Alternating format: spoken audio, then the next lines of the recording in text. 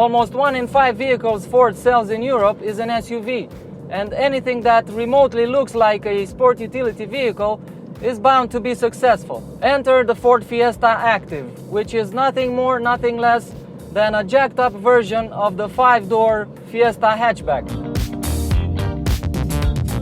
This is the first of many high-riding Ford Active models, including the Ka Plus Active and the Focus Active, which will launch after this car. So, how different is this car to the regular 5-door Fiesta hatchback? Well, for starters, it has a higher ground clearance by 18 millimeters, as well as a wider track by 10 millimeters.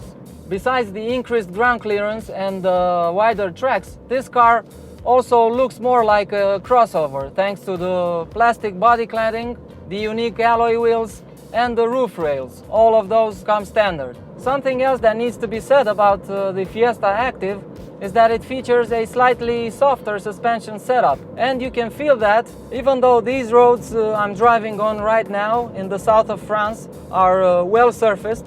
I feel it's got the edge on the regular Fiesta hatchback when it comes to ride quality. It's a bit smoother and softer.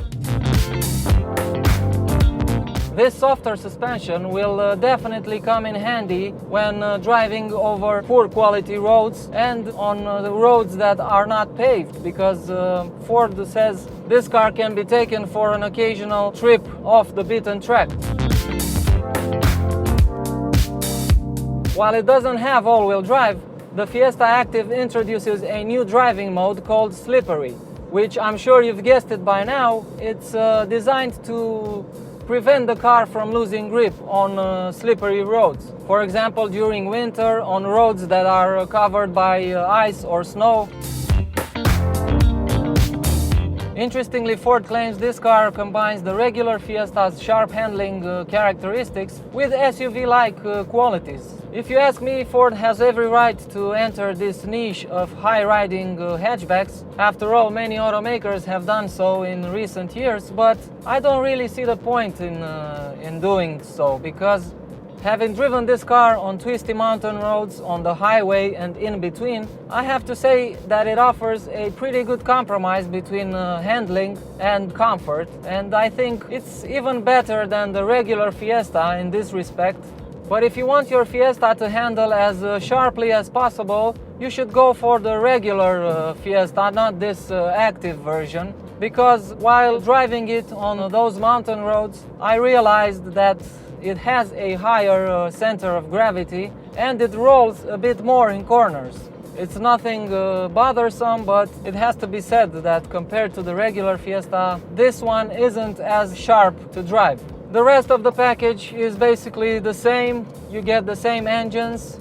This particular car features the 1-liter EcoBoost 3-cylinder engine. In this state of tune, it has 140 horsepower, and it feels quite agile and torquey, not to mention that it produces a nice sound. So it's pretty powerful, at least in this range-topping EcoBoost version.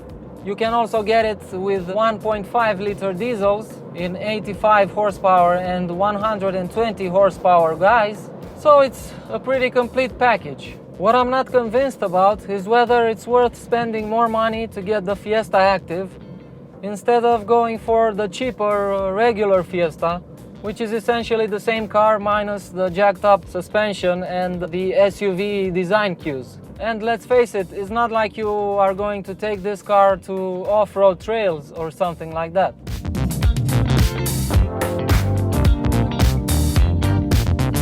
At the end of the day, it's just a matter of styling, because it is trendy nowadays to drive high-riding vehicles that look like crossovers or SUVs. Ford has thought it was a good idea to offer a jacked-up Fiesta and to cash in on this trend.